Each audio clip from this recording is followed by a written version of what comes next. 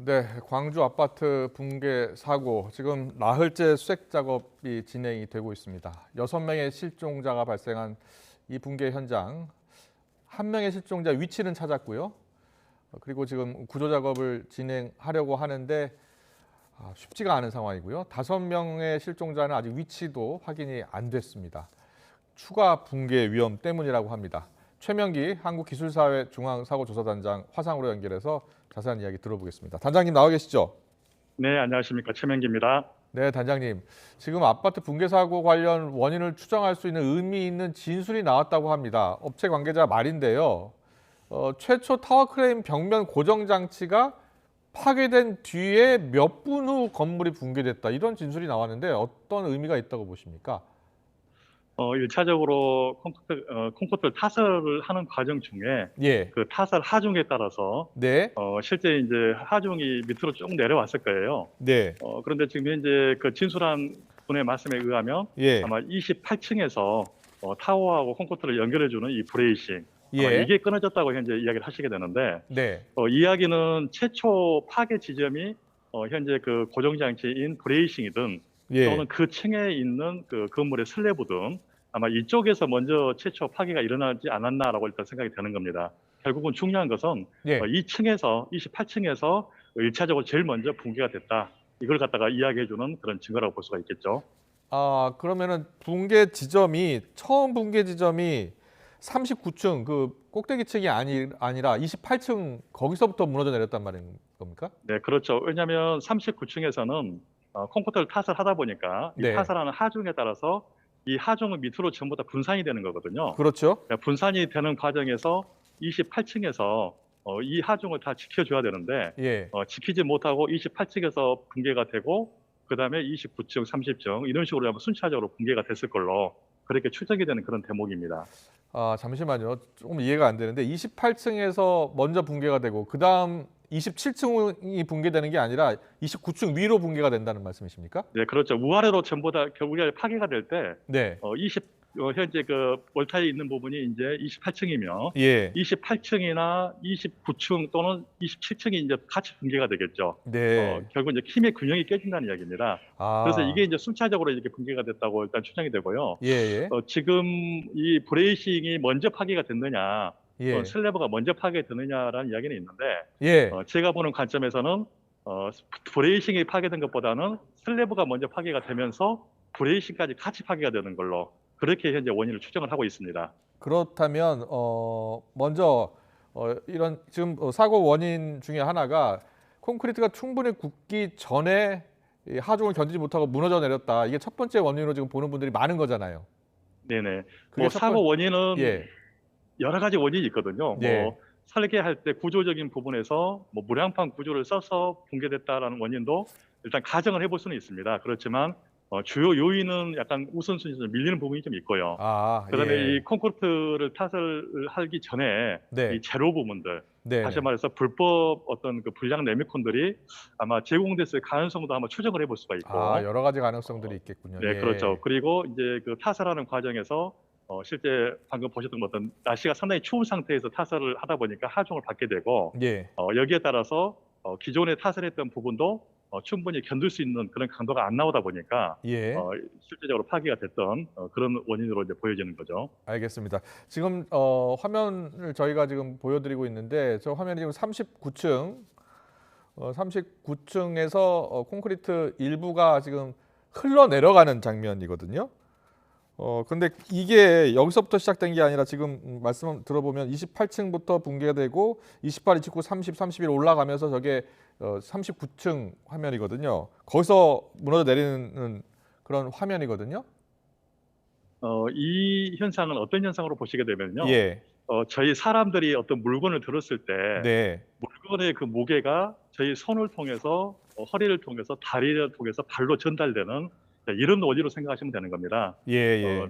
최상층에서 이제 콘크리트 타설하다 보면 네. 이 타설 하중이 굉장히 무겁거든요. 네. 이걸 지지하기 위해서 이제 동발이라는 걸 지지대를 갖다가 설치를 해서 그 지지대가 바닥에 있는 어떤 바닥판 쪽 그리고 기둥이라든지 슬랩으로 쭉 전달하게 되는데 이 과정에서 실제 이건 현재 어떤 소리가 나면서 이렇게 현장이 됐다는 것은 네. 이 뭐 하부층 28층에서 이미 한번 붕괴가 됐다. 그리고 그 현상에 의해서 이런 현상까지 따라서 연차적으로 올라왔다. 이렇게 보시면 될 것 같아요. 알겠습니다.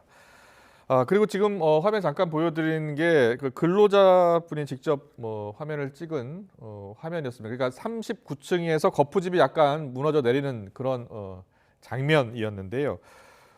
저 거푸집이 무너지고 있는 그 장면을 회사에 보고를 했고 회사에서 빨리 이제 대피를 하라 이런 지시가 내려진 것으로 좀 전해지고 있는 거잖아요.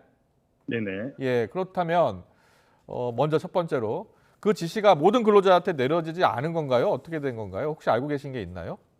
그 내용까지는 파악은 안 되지만 네, 지금 이 콘크리트 타설 작업에 투입됐던 작업자들은 네. 아마 연락을 받았다는 이야기는 있어요. 그래서 아마 아, 이 붕괴 조짐이 보이니까 예, 바로 이제 대피를 하면서 이 영상까지 찍었던 걸로 보이고요. 네, 나머지 지금 실종자 6명 중에서 아마 그 창업 공사자들 네. 또는 소방 작업을 하는 이 작업자들 아, 이분들은 아마 그런 연락을 못 받았을 가능성도 있습니다. 예, 그래서 이번에 원인 조사를 하는 과정에서 이런 어떤 비상 훈련이라든지 또는 비상 대피에 대한 이런 게 평상시에 좀 이루어졌는지 이런 네. 부분에 대해서도 좀 조사를 철저히 할 필요가 있을 걸로 보입니다. 알겠습니다.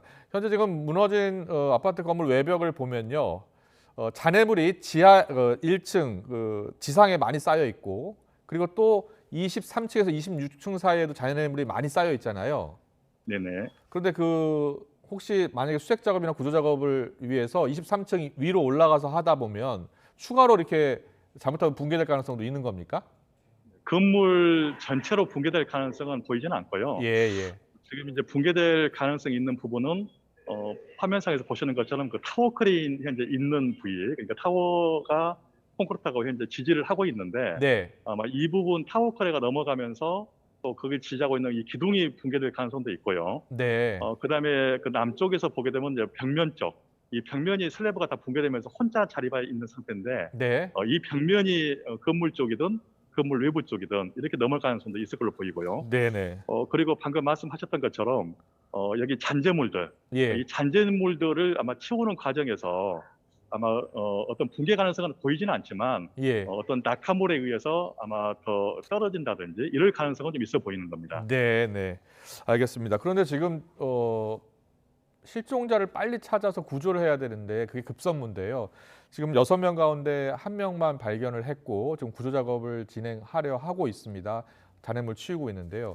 근데 제가 궁금한 게 지금 실종자 5명이 있잖아요. 그 실종자 5명이 어디서 일을 하고 있었는지는 확인이 될 것 같거든요. 그거 아직도 네, 어디서 일을 했는지 그리고 어디쯤에 혹시 실종자들이 묻혀 있는 건지 아직 확인이 안 되는 겁니까?